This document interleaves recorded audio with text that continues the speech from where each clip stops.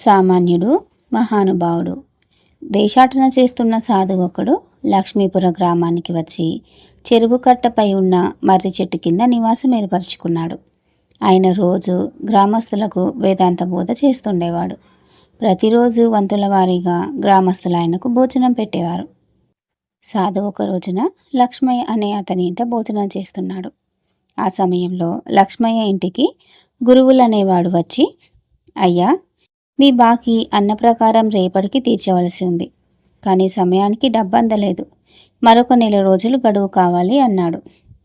వెంటనే లక్ష్మయ్య గురువుల్ని, నువ్వు మాట నిలకడలేని మనిషివి, నీలాంటి వాడికి అసలు డబ్బు అప్పివ్వకూడదు అంటూ కోపావేశంతో నానా మాటలోని తిట్టి పంపించేశాడు.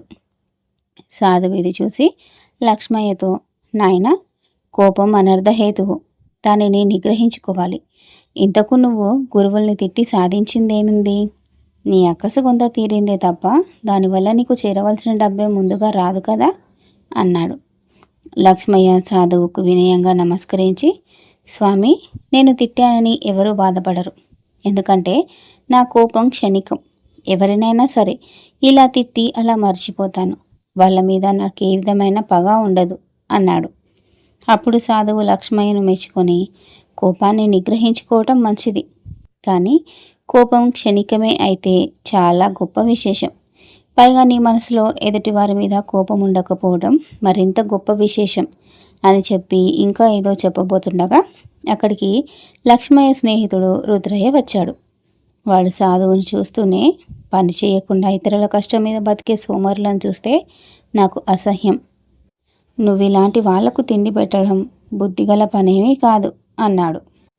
దీనికి లక్ష్మయ్య నొచ్చుకొని క్షమాపణ కోరబోతే సాధువు వారించి, ఎవరి అభిప్రాయం వారిది, ఇందుకు ఎవరిని తప్పు పట్టరాదు అంటూ చిరునవ్వు నవ్వి వెళ్ళిపోయాడు.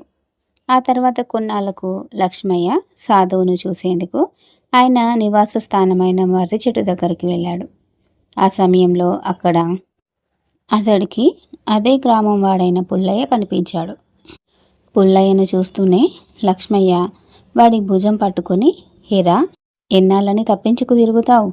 ఇప్పుడు దొరికిపోయావు చూడు, ఈ రోజుతో నువ్వు నేను తేలిపోవాల్సిందే అన్నాడు. సాధువు వెంటనే జోక్యం చేసుకొని, శాంతం నాయన, శాంతం, అసలేం జరిగిందో చెప్పు అన్నాడు. లక్ష్మయ్య పుల్లయ్యను వదిలి, స్వామి, నెల్లాళ్ళ క్రితం నేను గుడిలో పూజ చేయిస్తుంటే అక్కడ ఉన్న పుల్లయ్య చెడ్డ పనులు చేసే వాళ్ళకే దైవభక్తి ఎక్కువగా ఉంటుంది అని వెంటనే అక్కడి నుంచి పారిపోయాడు. అక్కడున్న వాళ్ళందరూ వీడి మాటలకు హేళనగా నవ్వారు. నాకెంతో అవమానమైంది అని చెప్పాడు. సాధువు పుల్లయ్యను మందలించి, ఎదుటివారిని నొప్పించే మాటలు అనడం తగదు అన్నాడు.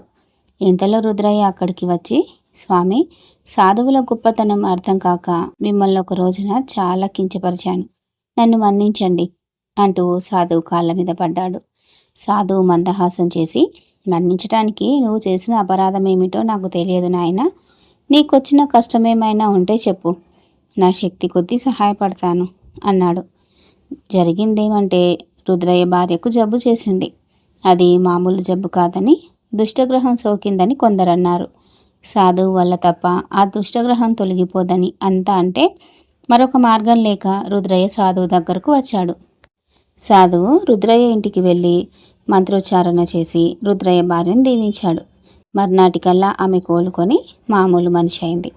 ఇది చూసిన లక్ష్మయ్య ఆశ్చర్యపడి సాధువు దగ్గరికి వెళ్ళి, స్వామి, మిమ్మల్ని అకారణంగా నిందించిన రుద్రయ్యను క్షమించి మేలు చేశారు, మీరు నిజంగా మహానుభావులు అన్నాడు. అందుకు సాధువు నవ్వి, నేను నీలాంటి వాడినే, నువ్వు ఎదుటి వాళ్ళను తిట్టి మర్చిపోతావు, నేను ఎదుటి వాళ్ళు తిడితే వెంటనే మర్చిపోతాను.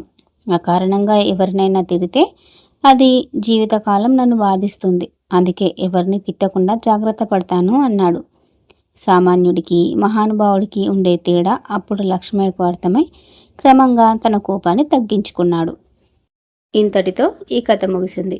ఇటువంటి మరిన్ని మంచి మంచి కథల కోసం వెంటనే నా ఛానల్ని సబ్స్క్రైబ్ చేయండి.